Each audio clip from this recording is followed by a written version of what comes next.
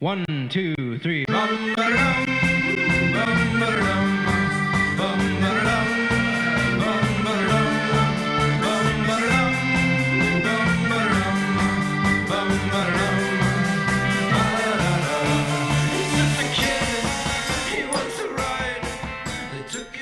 When we first started, we didn't really have the skills, we thought, to try to do something like that.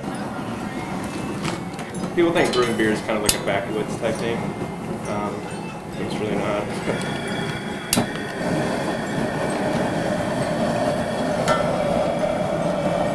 You don't necessarily have to know a whole bunch to do it. All it takes is a little bit of time and enthusiasm. But if this ever becomes evidence, we're sorry. And a lot of sanitizer.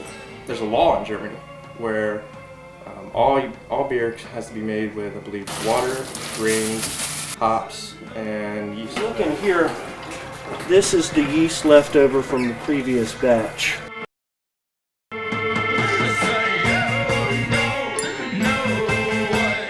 He or she might like the taste of beer and wants to be more of a connoisseur than a volume drinker. That's how you do it.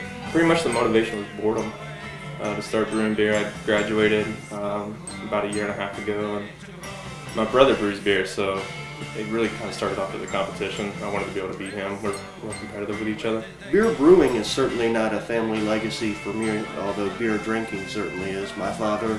His father came from Scotland, whose father came from Ireland, and beer drinking goes back in our family a long way. Beer brewing, I may well be the first to have ever tried it.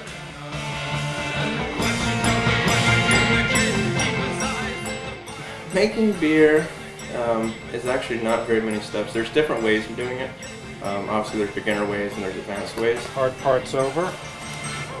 Now we just get that into our fermenter and we let the yeast do the work.